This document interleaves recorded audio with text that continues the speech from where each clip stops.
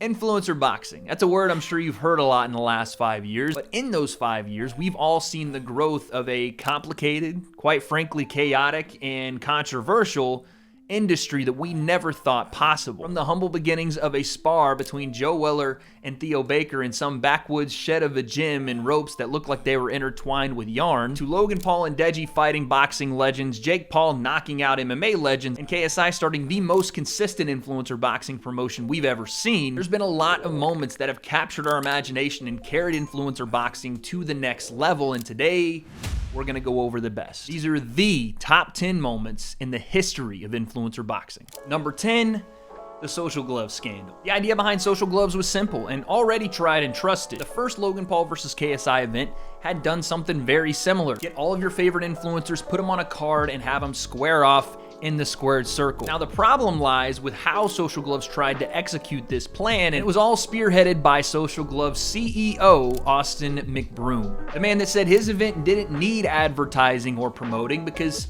they were all influencers, they were all social media stars. That alone was going to carry, and I quote, upwards of 2 million pay-per-view buys by taking advantage of every 13-year-old's favorite influencer at the time, the tattooed up TikTok fuckboy crowd versus the YouTube land of familiar stars and family members of Austin McBroom. And while the fights in the ring were entertaining, the event was marred with complete fucking chaos, ranging from false promises of payment to not only fighters on the card like Bryce Hall, Taylor Holder, FaZe Jarvis, Michael Lee. Let's just stop there and say everyone. All were promised payment of upwards of $1 to $2 to $5 million, which the event itself couldn't even do a fraction of in revenue. But it didn't stop there, because after the event was over, the lawsuit started. Almost every single fighter hit Austin and Social Gloves with a lawsuit. Most have been settled out of court for a fraction of the amount of money that was actually promised to some of those fighters, and no thought or money or planning was given to piracy issues, because everyone in their mother streamed this event illegally, which is something you would never expect from a viewing audience of 13 to 25-year-olds with a mastery of the internet and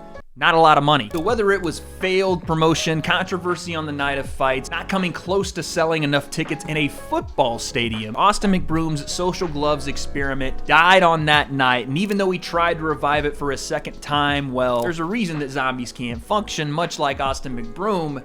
They lack brain activity. No one, including myself, really knew what to think about Creator Clash when it was announced with almost none of the same qualities as any other influencer boxing match. No beef, no drama, almost no build. Just a complete focus on some of your favorite creators and their boxing skill. 9 months of training led to Tampa, Florida on the night of fights, and everyone that stepped into that ring produced. There were amazing fights from the start of the card all the way until the main event, and it had a sold-out crowd of 10,000 people entertained fully. But no one could have known that not the main event itself, but the lead into it would have been one of the biggest moments from the entire card. As iDubbbz and Dr. Mike stood in the ring, waiting to bash each other's brains in for the sake of charity, one man, Airsoft Fatty, stepped into the middle of the ring to sing a unique version of the national anthem. Oh, say, can you see by the dawn? Oh, I got nervous. Sorry, I got nervous, people, my bad. Let's just do this. Let's fucking do it, ready? And instead of trying to pick up where he left off, he decided, why don't we try this again? And the crowd and everyone involved decided, yeah, let's do it again. Oh, say, can you... I am just messing up every...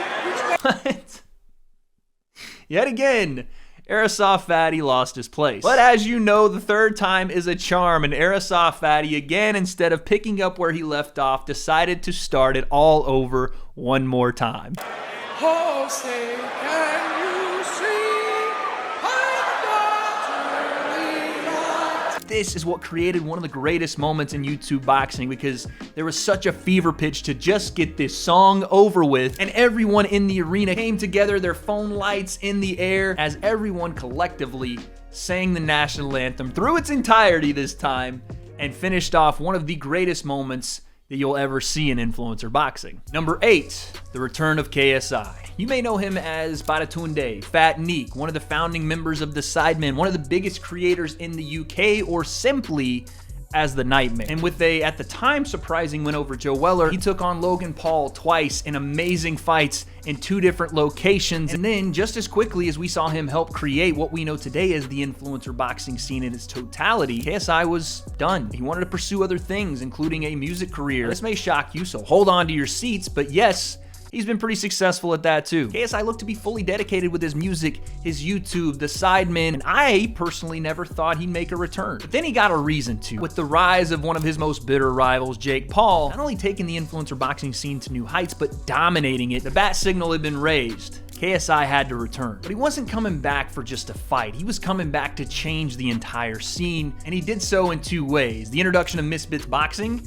and 2 fights in 1 night. Misfits Boxing has quickly become the go-to promotion in influencer boxing and the most consistent. And it all started with Misfits Boxing #1, which could be argued as one of the greatest influencer boxing events we've ever seen, but even it had its own stumbling blocks. With KSI originally supposed to fight Alex Wasabi in the main event, Alex having to pull out with an injury, and KSI having to scramble to, quite frankly, make history and fight 2 opponents in 1 night. And while ultimately those opponents that KSI fought had as much boxing talent as a first-day worker at UPS, this was the blending of what KSI did with Logan in the first event to what Social Gloves tried to do with their event, selling out a stadium of 20,000 people and building new stars, and most importantly, paying every single one of them. And while Misfits being established is awesome for this scene, the real reason this moment is so big is not for the event itself, but the Nightmare KSI is back. And if we get exactly what we want in the future, the KSI versus Jake Paul fight is in the cards, something we never would have gotten without the return of KSI. Number 7, Vinny Hacker shocks the world. Riding off the coattails of a surprising performance to some versus Jake Paul, W.A.D.E was, at the time of the Vinny Hacker fight, considered to be one of the better influencer boxers if he just committed to his fitness, he just committed to his training, and just committed to boxing. And with a long layoff before the Vinny fight and an ample amount of time to train, W.A.D.E stepped back into the ring against an opponent that had no boxing experience and, in his own words, was only there to get paid. It was the perfect fight for W.A.D.E to come back, a relatively inexperienced opponent that wasn't committed to influencer boxing in the long term. Everything looked to be going according to plan until W.A.D.E stepped on the scale for his pre-fight weigh-in. Not only could you tell he was completely out of shape, but the mindset of being a fighter ready to fight was not there, and this was the first red flag as to what was about to happen. W.A.D.E was trying to channel Mike Tyson and take Vinny's head off right away with some big, lunging, powerful uppercuts and hooks. It didn't tax Vinny's body as much as they did W.A.D.E.'s. As the fight went on, W.A.D.E started to gasp for air. And with now W.A.D.E being on his last gasp, literally, one of the most memorable moments in YouTube boxing happened as they get into round 3 of this fight. W.A.D.E comes out of the corner and takes a knee. That straight left hand. Absolutely. All right, here we go. Round number 3. W.A.D.E and Vinny Hacker and... Wait, what happened? And the memes were galore. Some people said he was kneeling for social justice. Others said he was taking time to say a prayer and ask for forgiveness for all of those meals he had cheated on. But regardless, we all could see the Tank himself had nothing left in it.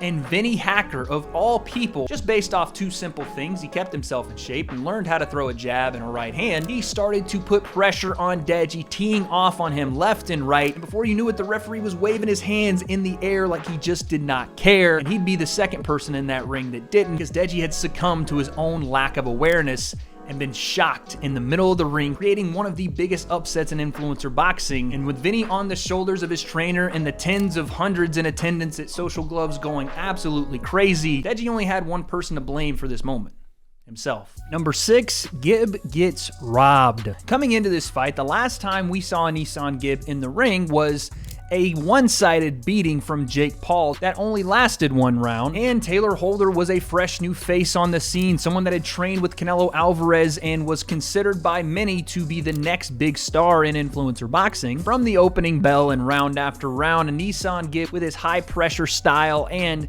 his ability to now put combinations together, bulldozed right through Taylor Holder like he was an old construction site. And as Gib racked up the rounds, it was a pretty seamless victory in pretty much everyone's opinion, except the judges. And as Fousey read out the judges' scorecards of a majority draw, my jaw dropped lower than the stock market over the last couple of years. But it wasn't just me.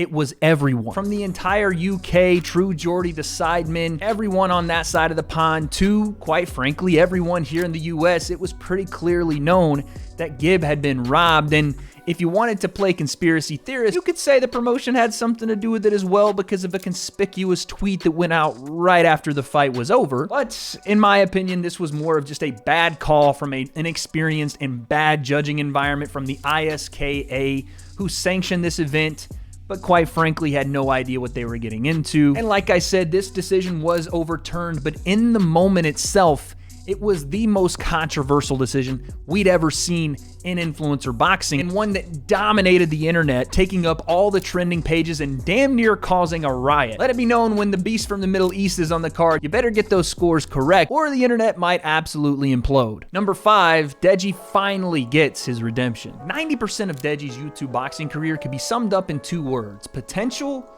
and disappointment. We all know that Deji is a naturally talented boxer, a guy that has picked the sport up pretty quickly. And after the Jake Paul fight, again, even though that wasn't as close a fight as most people remember, there was potential for him to grow, potential for him to, with the right training, with the right coach, and with the right attitude, become one of the better influencer boxers in the game. But after the loss to Jake Paul and another loss to Vinny Hacker, when another opportunity arose to fight Alex Wasabi in his backyard, Deji yet again had the potential to show exactly what he could do in that ring. And once again, he was disappointed. And while Deji was still hesitant to throw punches, to test his own gas tank, to test himself, there was a little silver lining in that fight. Deji and his new coach, Daily Perales, showed themselves we can not only survive a fight, but with the right time and the right preparation and the right mindset, we can go out and win one. Enter Fuzi. Now, Fuzi was not a great boxer in his own right. He'd only fought once, but lost in terrible fashion to Slim, but there was history here, and these two had become big, bitter rivals. If anything, if I was to have an easy fight, Fuzi, you're an easy fight. What I want to say to you is, through the grapevine, I heard you got offered Taylor Holder first, but said you weren't ready for him, and that's when they threw One more loss for either man pretty much meant the end of their YouTube boxing career, so all the pressure was on Deji in his backyard, once again on KSI's undercard, and the world watching. Deji didn't disappoint, and for the first time, we saw what the potential actually was. From the opening bell, Deji was throwing big left hands, lead hooks, showing great defense that we'd seen before and combining it with big time power in his shots, walking down Fuzi and quite frankly dominating this entire fight. And as he drops Fuzi the first time with just a jab, the crowd goes crazy, and you could tell why, because the people knew, just like Deji did, this moment was one we'd waited for 4 years. The towel comes in and Deji finally got his redemption. The biggest moment of Misfits number 4, in my opinion, the crowd more alive than you would see them for the rest of the night, Deji's team lifting him onto their shoulders, and finally, Deji had turned that mysterious potential into a magnificent performance. Number 4, KSI calls out the Pauls. Like I said earlier, the birth of YouTube boxing was done in a backwoods shed between Theo Baker and Joe Weller. But the evolution of YouTube boxing is thanks to one man and one man only, and he goes by the 3 words: knowledge, strength, and integrity. KSI. It all happened in one moment after beating one of the godfathers of this scene. KSI was never known as a great athlete. He was never someone you would think would get into the boxing ring and actually succeed and thrive in that arena. And when he first stepped in to fight Joe Weller in his first boxing match, consensus was that KSI would lose because Joe Weller was a fit guy. He was athletic, he was built, he was strong, he was fast, he was powerful, but wasn't a boxer. But while KSI was not a boxer, and that's why everyone looked to Joe the athlete as being the favorite in the fight, neither was Joe. And when you have 2 unskilled fighters going in to scrap it out, one thing that takes precedent over everything else is work ethic, determination, and will. KSI had those 3 points more than a Steph Curry jumper from 35 feet and pulled out a massive victory. That in itself, beating Joe Weller, was a huge moment for YouTube boxing, but what came after birthed an entirely new evolution for this scene and took it to an entirely different level. As True Geordie was given the post-fight interview to KSI and quite frankly reminded him of what he needed to do in that moment, KSI looked into the camera and said, Jake Paul, Logan Paul, any of the Pauls, I don't care. Bring it. That very call out, Jake Paul, Logan Paul, any of the Pauls, kickstarted so many things from the KSI and Logan Paul rivalry fight 1 and fight 2, not to mention them becoming best friends after and going into business together. But with all those opportunities JJ gave out and all new influencers coming into the scene, the one that capitalized the most and maybe the most important contribution that KSI doesn't want to admit, accidentally kickstarted the rise of Jake Paul to become his biggest rival. Logan Paul fights Floyd Mayweather. When Logan Paul took up the sport of boxing and headlined his first influencer card, it was pretty much in the stars that his athleticism, his ability to learn the sport quickly, and his big-time size and power were going to propel him to the top almost without any question, until KSI had some things to say about that. And after a draw in London, Logan came back to the US to try to defend home turf against KSI, which he failed at again. And influencer boxing, of course, is about wins and losses to a degree, but for reasons that have been discussed ad nauseum, his career was starting to tank. But through his work ethic and the revitalization of his career, he was able to bring all of that back, and using his once again strong social media following and the fact that he did have 2 fights under his belt, Logan Paul found the eye of the legendary 50-0 Floyd Money Mayweather. And before you knew it, something that seemed like a complete fantasy, a pro boxer, multiple division world champion, one of the greatest we've ever seen fighting a YouTuber, all of a sudden became a reality. Logan got into training camp, got himself in ridiculous shape, learned to box on a different level, sharpened his skills. This was a blockbuster moment, one that you couldn't really believe until you saw them on stage together in a press conference going back and forth talking about their fight, which you would have thought would have been enough, but we all have to remember Logan Paul's younger brother is Jake, and they call him the problem child for a reason. Got your hat.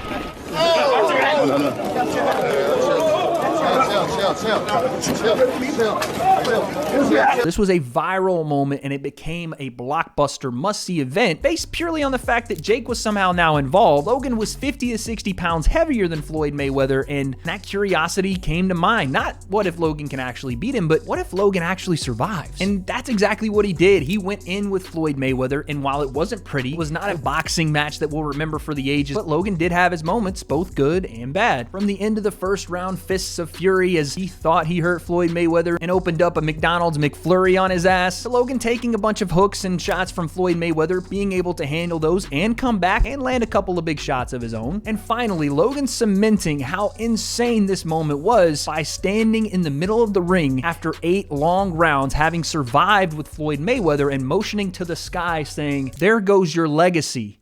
It's mine now." It opened the door for other influencers to fight other retired fighters, such as W.A.D.E fighting Floyd, and the next man on our list. Number 2, Jake Paul knocks out Tyron Woodley cold. If I told you 5 or 6 years ago that the star of Disney's Bizaardvarks was going to knock out the then UFC champion Tyron Woodley in a boxing match, it didn't seem possible. But that's the thing with influencer boxing. Everything that you think, everything that's conventional to your mind, you have to let go of, because after Jake Paul started his boxing career by beating W.A.D.E in an amateur bout, I, just like everyone else, thought this was going to be a fad for him. Instead, he took influencer boxing more serious than anyone else did at the time, basically locked himself away and started training to become the best in this scene. And while he evolved his game, he evolved the lane in which YouTube boxers could go by calling out professional athletes like Nate Robinson and knocking him dead. And with that moment creating national attention, people started to watch Jake Paul. He started to gain the eyes of the fight community. And it wasn't in a nice way. There was no love lost between what Jake was doing and how people perceived him. He talked his shit, but backed it up, and everyone that was put in front of him eventually fell. Which brings us to the Ben Askren fight. Even if his body was shaped like Mrs. Butterworth, while the speed of his striking resembled the syrup coming out of the bottle, Jake once again proved he was willing to slap Ben Askren up, not only at the press conference before, but in the middle of the ring. A right hand put Ben down, and once again, Jake's profile, fame, fortune, and national attention rose. But the silver lining of that Ben Askren fight wasn't that Jake beat Ben Askren. It was the potential for what Jake would do next, and that was set up in the locker room before the Ben Askren fight started with Ben Askren's best friend and training partner, Tyron Woodley. This is the moment that made everyone care, because while Jake had gotten attention before this, it wasn't as eyebrow-raising or head-turning as Jake stepping in with a big, powerful, explosive wrestler turned striker like Tyron Woodley and the damage he could potentially cause. They didn't think Jake would last more than a couple of rounds, let alone one fight, but surely not two. The first fight was an important moment for Jake. He used his boxing experience, which was more than Tyron Woodley's at the time, to outbox Tyron Woodley. Even when he was in trouble, he was able to survive. Even one of the biggest shots we've seen landed on Jake that damn near sent him outside of the ropes. And while that fight was important for Jake, it was a massive win. It did show the dents in the armor. It showed what happens when he gets tired and what would happen if Jake got put in a precarious position where someone wanted to continue attacking him. And Jake set out to answer all those questions as Jake Paul and Tommy Fury was set for December 18th. It was going to be an early Christmas present until it wasn't. And Tommy, unfortunately, pulled out of the fight 2 weeks beforehand, which left a gap for someone to step in. And wouldn't you know who was ready to pony up on 11 days notice? The man that got the required finger tattoo as per a Jake Paul pre-fight bet. Tyron Woodley stepped in to fill the void on late notice. Tyron Woodley vowing to knock Jake out and leave no stone unturned. It became once again the most dangerous fight for Jake. And with that danger came caution from both men as the fight started. There wasn't a lot of big time power being shown, not a lot of attacks between either guy. In fact, the biggest shot of the night came from an elbow from Tyron Woodley slashing the head open of Jake. As blood started to run down into his eyes and the rounds possibly were getting away from Jake, he needed to turn this fight around, and that's exactly what he did. He has done it from time to time, just hasn't been.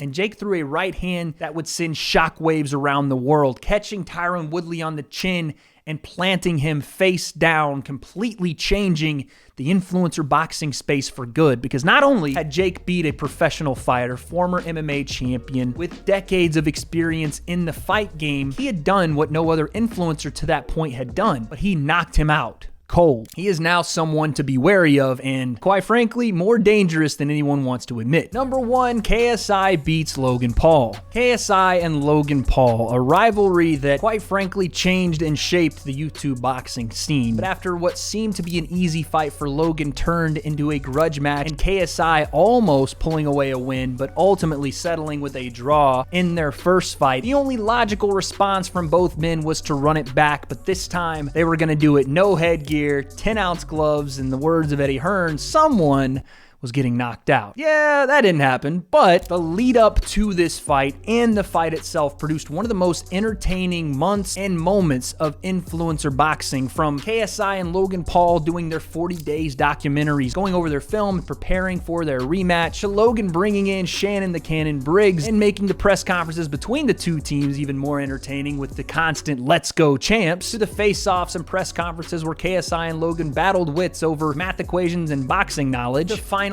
ending up in the ring on fight night. And quite frankly, on that night in Los Angeles, the running narrative was KSI still didn't stand a great chance, because in their first fight, Logan was the superior boxer that gassed himself out. He was completely tired, and that wouldn't happen again with the fight under Logan's belt and that experience under the lights and a full second camp behind him. That wouldn't happen again, right? Yeah, that was right. That didn't happen again. But instead, we got a more boxing-centric Logan, calm and measured behind his jab, almost too calm, because it felt like Logan was there to be a part of the fight and participate and put on a show, while KSI was there for war. And while the former Fat Neek's technique wasn't the greatest, his will, determination, and the mantra of the nightmare, that Olatunji spirit running through his blood, allowed him to be able to not only stay in the fight with Logan Paul, but to put Logan back on his heels and knock him down. And I know that knockdown didn't count. I don't care what Jack Reese says to this day. That was 100% a knockdown, but it wasn't all sunshine and rainbows for KSI. He still had 3 rounds to go,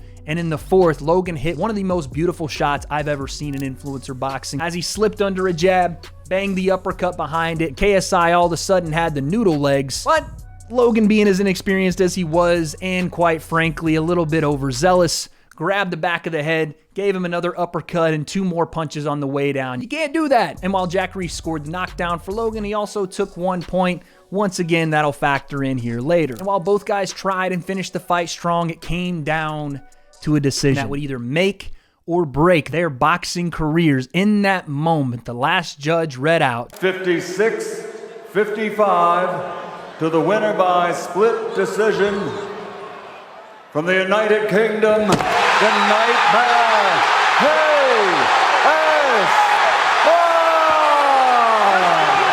KSI. KSI's name is knowledge, strength, and integrity, but the Nightmare had the night of his dreams. Not only did KSI beat Logan, but that event itself kicked off a relationship between influencer boxing and professional boxing promotions like Matchroom and DAZN, some that we still hold to this day and wouldn't have been possible without KSI and Logan doing what they did. But influencer boxing is still young and we have so many moments left to make. Who will make them? What will those moments be? I don't have those answers, but I guess we'll find out.